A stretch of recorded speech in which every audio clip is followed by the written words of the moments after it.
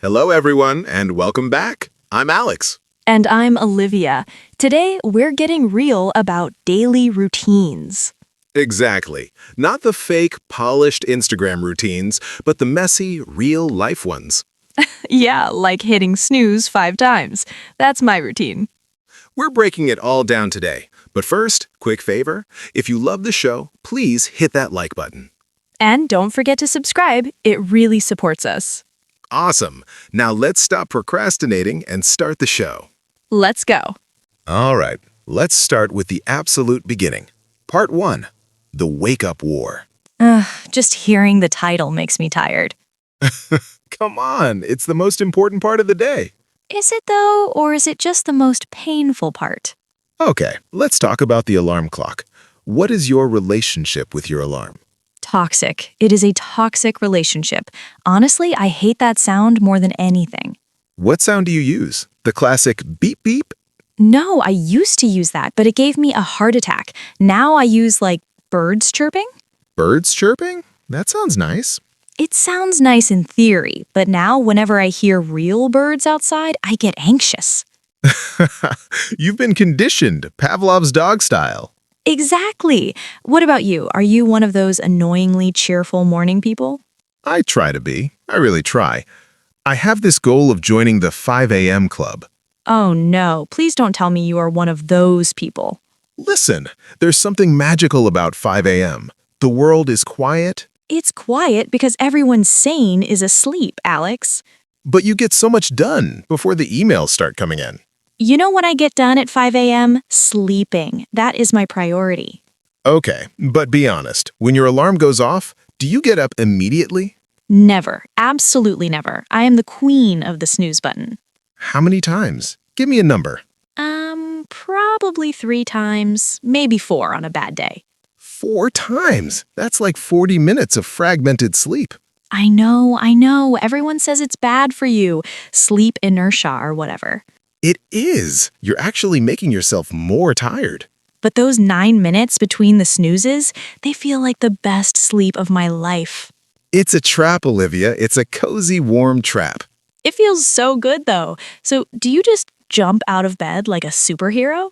I wouldn't say superhero, but I put my phone across the room. Oh, that is cruel. That is self-torture. It works. I have to physically stand up to turn it off. See, if I did that, I would walk over, turn it off, and then go sleep on the floor. You are impossible. I'm just realistic. Look, waking up is hard, especially in winter.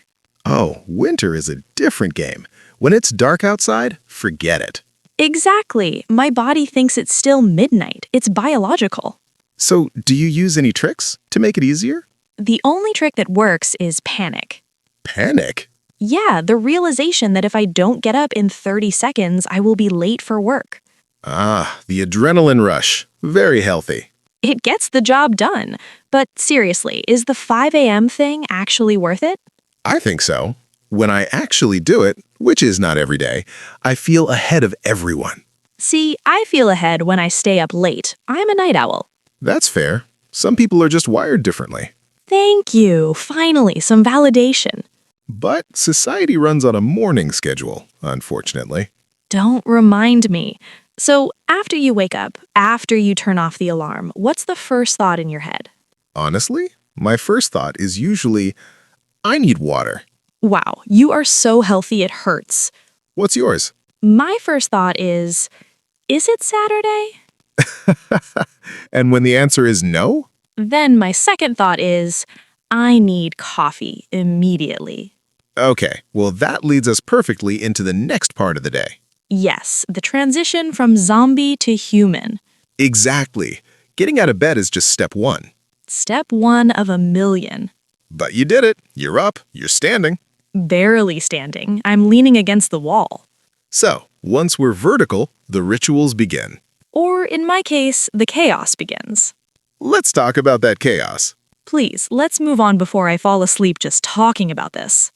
Okay, part 2. We are officially out of bed. Physically, yes. Mentally, I'm still loading. So, what is the very first thing you do? Be honest. Do you grab your phone?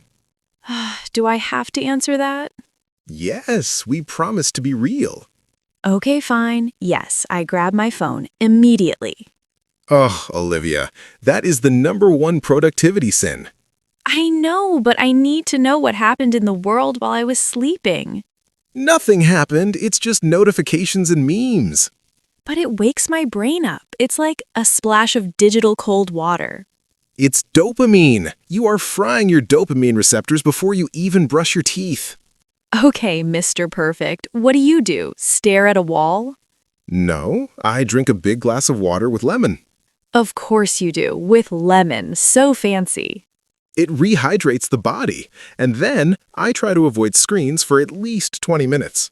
20 minutes? What do you do for 20 whole minutes without a screen? I stretch, maybe write in a journal, or just make coffee mindfully. Okay, now we are speaking my language. Coffee. Is coffee the most important part of your ritual? It is the only part of my ritual. Until I have coffee, I am not Olivia. I am a monster. The caffeine dependency is real. It's not dependency, it's a lifestyle. How do you take yours? Black. Maybe a little dash of cinnamon if I'm feeling wild. You are a psychopath. Black coffee? It's pure. You can taste the beans. No thanks. I need oat milk. A lot of it. I want my coffee to look like a cloud. So you want a milkshake, basically. If that's what we're calling it, then yes. But have you seen those morning routine videos on TikTok? Oh my god, yes. The that girl aesthetic. Exactly. They wake up at 5, drink green juice, do yoga, read 10 pages. And their apartment is spotless. How is their apartment so clean at 6 a.m.? It makes me feel so inadequate sometimes. It's fake, Alex. It has to be. Nobody blends spinach at dawn with a smile. I tried the green juice thing once. How did it go? It tasted like I was drinking a lawn. Grass. Pure grass. See? Stick to coffee. Coffee never betrays you. So after the caffeine hits, what's next? Then the panic starts. The I have nothing to wear panic. Ah, decision fatigue. That's why Steve Jobs wore the same turtleneck every day. Honestly, I get it now. Picking an outfit takes so much energy. Do you lay your clothes out the night before? I always say I'm going to, and then I never do. It saves so much time. I know, but at night I'm lazy, and in the morning I'm rushed. It's a vicious cycle. So you end up staring at your closet for 10 minutes. Pretty much, and then I wear the same jeans I wore yesterday. Efficient. I respect that. What about showers, morning or night? Morning, definitely. It wakes me up. See, I'm a night shower person. I can't sleep if I feel dusty from the day. But then you have bed hair in the morning. That's what a messy bun is for. It's a strategic hairstyle. Fair enough. So you're caffeinated, you're dressed. And I'm probably running 5 minutes late. Always 5 minutes. It's my signature move. And then the workday begins. Ugh, don't remind me. We have to talk about it, the transition to work mode. Is it possible to just skip that part? Unfortunately, no. We have bills to pay. Fine, let's talk about work, but I need another sip of coffee first. Go ahead, because part 3 is going to require some focus. Uh-oh, that sounds serious. It is. We're talking about deep work. Deep work? I'm barely capable of shallow work right now. We'll get you there. Let's dive in. All right, part 3, we are at the desk. The computer is on. The cursor is blinking, mocking me. So, how do you start? Do you dive straight into deep work? Deep work, Alex? I usually start by staring at the screen for 10 minutes, questioning my life choices.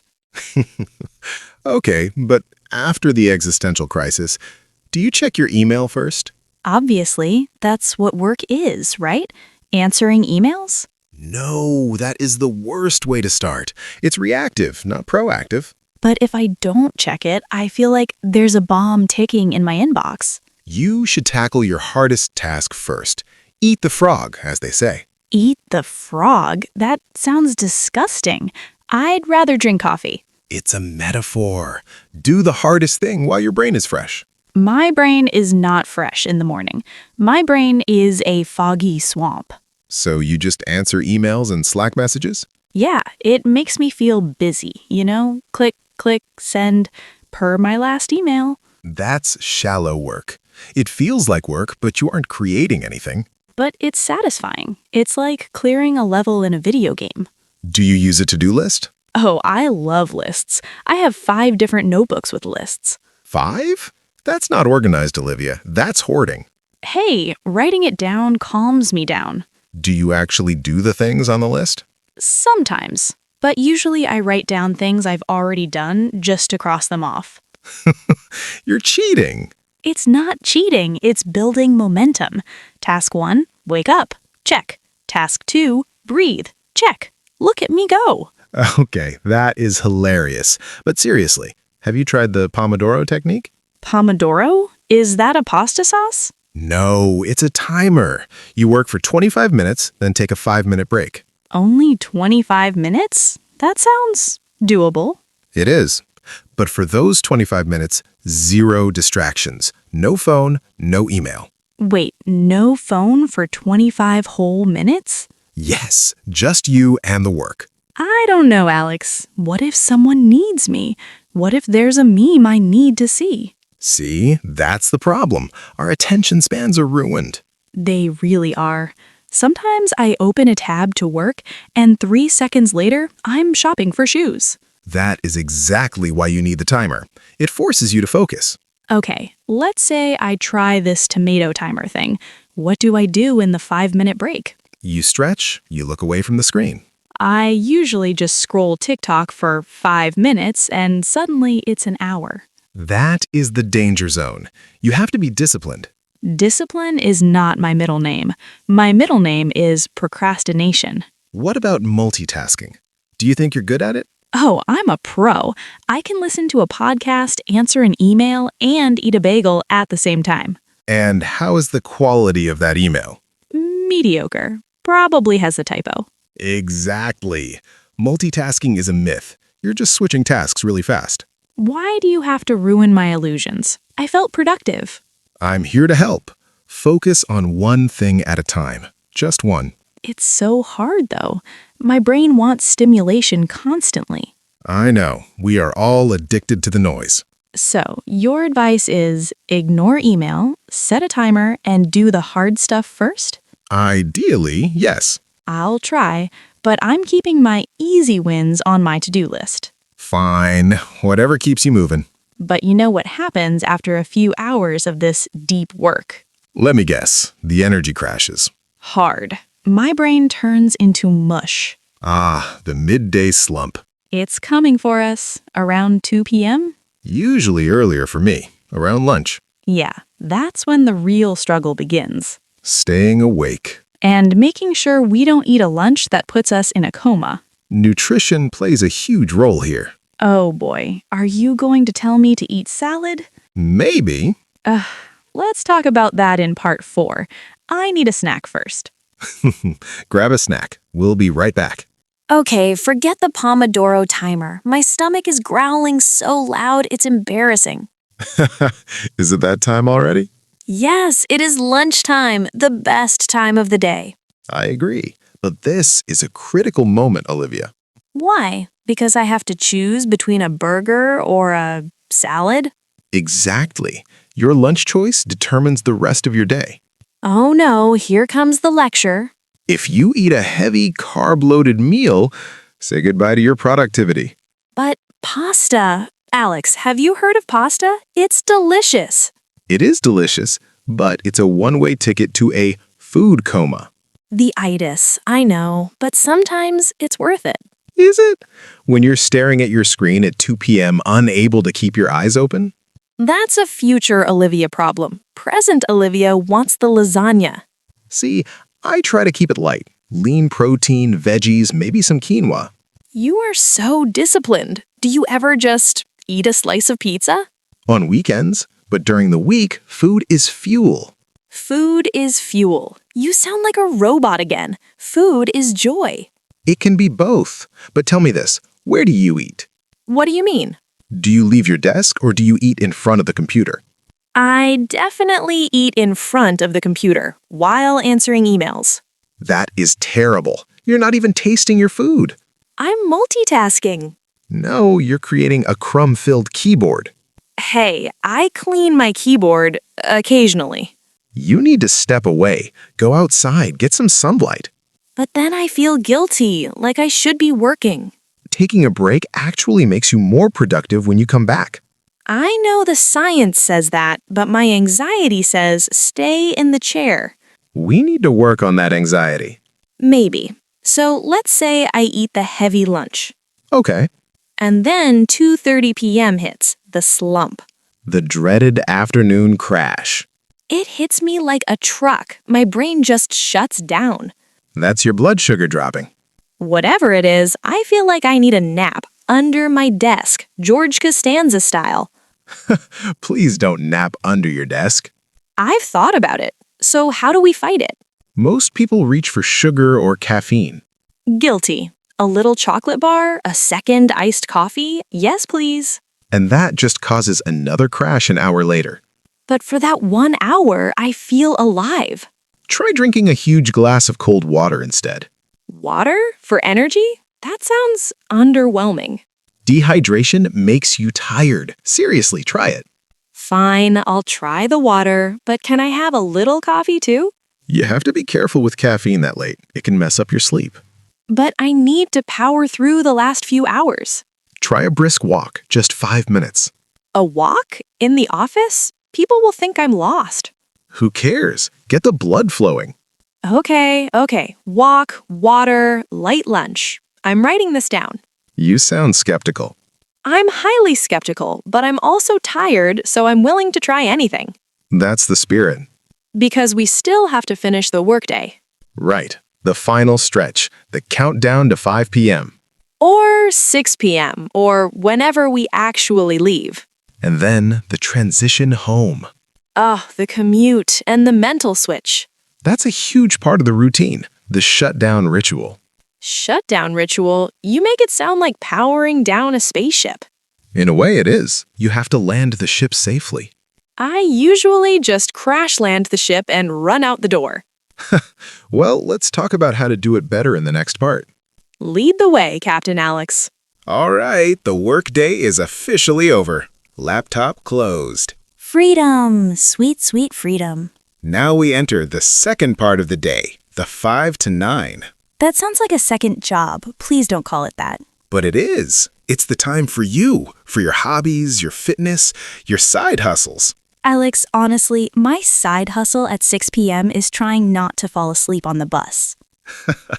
Come on, you have 4 of 5 hours of free time. It doesn't feel like free time. It feels like recovery time. But think about the potential. Do you have plans after work usually? In the morning? Yes. In the morning, I plan to go to the gym, learn French, and cook a 3-course meal. And by 5 p.m., By 5 p.m., I plan to put on sweatpants and stare at the wall. the gap between expectation and reality is huge. It's a canyon. It's the afternoon reality check. Let's talk about the transition. How do you disconnect? I physically leave the building. That helps. But mentally, do you stop thinking about emails? I try to. I blast music in my car, really loud, to drown out the thoughts of my boss. That works. I like to listen to educational podcasts on my way home. Of course you do. You're always optimizing. It's a great time to learn. You're stuck in traffic anyway. See, I need brain rot time. I listen to garbage or nothing, just silence. Silence is good too. But what about the gym, the evening workout? Ugh, the gym. It's so crowded at 6 p.m. It's a zoo. It is, but if you don't go, you break the routine. Sometimes I drive to the gym, park the car, look at the building, and then drive home. You're kidding. The parking lot U-turn. I have done it. I'm not proud, but I was just done, peopled out. I get it. Decision fatigue is real. Exactly. I can't decide which weight to lift. I just want to lift a pizza slice. Speaking of pizza, dinner. The struggle is real. Do you cook or do you order out? I want to be the person who cooks. I buy groceries. I have good intentions. And then the vegetables rot in the fridge. They die a slow, sad death because ordering Thai food is just one click away. Meal prepping on Sunday saves you from this, Olivia. I know, but Sunday is for relaxing. I don't want to chop carrots for 3 hours. It saves you time during the week. Maybe, but coming home, cooking, and then the worst part. What's the worst part? The dishes. Doing dishes after a long day destroys my soul. It can be meditative. You are delusional. It is wet and gross. Okay, so you're on the couch, you've had your takeout. And I'm finally happy in my sweatpants. Do you change into comfy clothes immediately? The second I walk in the door, the work clothes are like a prison uniform. They have to go. That's actually a good psychological trigger. It signals relaxation mode. Exactly, but there is a trap here. What's the trap? Once I sit on the couch, it is physically impossible to get up again. Newton's first law. An object at rest stays at rest. Especially if that object is me covered in a blanket. But don't you feel like you wasted the evening if you just sit there? Sometimes I get the guilt. I should be doing something. That's the toxic productivity talking again. It is. Why can't we just be? You can, but the problem is when you stay up too late doing nothing. Ah, now we are getting into dangerous territory. The late night hours. When I suddenly get a burst of energy, Yes. Why does that happen? You were exhausted at 6 p.m. but at 11 p.m. though, I'm ready to reorganize my entire closet. Or watch 3 seasons of a show. It's not my fault, it's revenge. Revenge? On who? On the day, on the boss, on the universe. That sounds dramatic and perfect for our next segment. Oh, I have a lot to say about this. Let's talk about revenge bedtime procrastination. Let's do it. But first, let me adjust my imaginary blanket. Part 6. This is the phenomenon of our generation. Revenge bedtime procrastination. It sounds so aggressive, revenge, but it feels so right. For those who don't know, it's when you stay up late, not because you have things to do. But because you don't want the day to end, you want to steal back your time. Exactly. You feel like your day belonged to your boss or your kids or your chores. So the night belongs to me and my phone. It's a psychological rebellion, but it comes at a cost. I know the cost. I pay the bill every morning at 7 a.m. So what does your revenge look like? Is it Netflix? It starts with Netflix. I say, just one episode. And then the autoplay feature attacks. It is the devil, Alex. The countdown, next episode playing in 5, 4. And you don't have the strength to stop it. I physically cannot grab the remote, so I watch 5 episodes. And suddenly it's 1 a.m. Or 2 a.m. and I'm watching a documentary about cheese making. Why? Why do we do this? Because for those few hours, nobody is asking me for anything. It's pure silence. But there's also the doom scrolling aspect. Oh, TikTok, the black hole. You get in bed, turn off the lights, and open the app. And I tell myself, just 10 minutes to wind down. That is the biggest lie we tell ourselves. 2 hours later, I'm watching a guy build a swimming pool in the jungle with a stick. I know exactly the videos you mean. It's hypnotic. It is, and my eyes are burning. They are dry and red. Your body is screaming sleep. But my brain is saying more dopamine.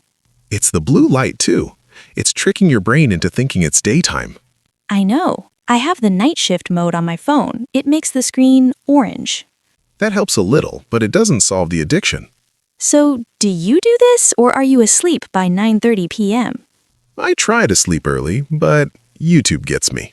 Aha, so you are human. I get stuck watching tech reviews or space videos. See, you're procrastinating too, just in a nerdy way. But the guilt, Olivia, the guilt is heavy. Oh, the math, the sleep math. If I fall asleep right now, I'll get 6 hours and 12 minutes. Okay, 10 minutes passed. Now if I sleep, I get 6 hours and 2 minutes. And the anxiety keeps you awake even longer. It's a vicious cycle. And then, have you ever dropped your phone on your face? Yes, the ultimate sign of defeat. That's when I know, okay, it's over, the phone won. So, how do we break this cycle? I don't know if I want to break it. I love my late nights. But you hate your mornings, remember part 1? Ugh, you're right. Past Olivia is sabotaging future Olivia. We need a digital sunset, Oh, what? a time where you turn off the tech, put the phone in another room, Another room? That sounds like separation anxiety. buy an old school alarm clock. But what if there's an emergency or a really funny meme group chat? You will survive. Read a book, a physical book. Reading makes me sleepy immediately. That's the point. It's the perfect sedative. Okay, so replace the phone with a book. I can try. And maybe set a bedtime alarm. Like an alarm to go to sleep? That's for toddlers. It's for adults who act like toddlers. Ouch. Okay, fair point. Remind yourself how good you feel when you actually get 8 hours. I honestly don't remember what that feels like. It's been 84 years. Then let's make that the goal, building a habit. Habits, the magic word. It's not about being perfect one night, it's about consistency. That is the hard part, sticking to it. Which leads us to our final segment, part 7. Building habits that actually stick? Exactly. How to stop falling off the wagon. I'm the queen of falling off the wagon. Teach me, Alex. Let's wrap this up in the next part. Let's do it. Before I fall asleep right here. All right, part 7. Let's keep this short and sweet. The secret to making these habits stick. Please tell me the secret, because I usually quit after 3 days. The problem is, you try to be perfect. You try to change everything at once. Well, yeah, go big or go home, right? No, that leads to burnout. You need to think small, like atomic habits. So instead of reading a whole book, I read what, 1 page? Exactly. Can you commit to reading 1 page a night? Even I can do that. It takes like 2 minutes. That's the point. It's too easy to say no, but it builds the identity of a reader. Okay, that makes sense. Lower the bar so I don't trip over it. Precisely. And if you miss a day, don't spiral. I usually think, well, I ruined it, might as well give up for a month. The rule is never miss twice. If you miss 1 day, get back on track immediately. Okay, forgive myself and restart. No drama. Right. Remember, a routine is a tool to help you, not a cage to trap you. I like that. A tool, not a cage. It should make life easier, not harder. Okay, Alex, I feel cautiously optimistic. I might actually fix my mornings. I believe in you, Olivia. Thanks. Now let's wrap this up before I change my mind. All right, guys, that is a wrap on our daily routine deep dive. We actually made it through without napping. Success! Just remember the top 3 takeaways. Stop hitting snooze, hydrate before you caffeinate, and start with tiny habits. And be nice to yourself if you mess up. That's the most important one. 100%. Now, if you found this conversation helpful, please hit that like button and subscribe to the channel. It really helps us out, and we want to hear from you. Drop a comment below. Tell us, what topic should we talk about in the next episode? Relationships, money, travel? Oh, I have stories for all of those, so please let us know. Thanks for hanging out with us, everyone. Have a productive day.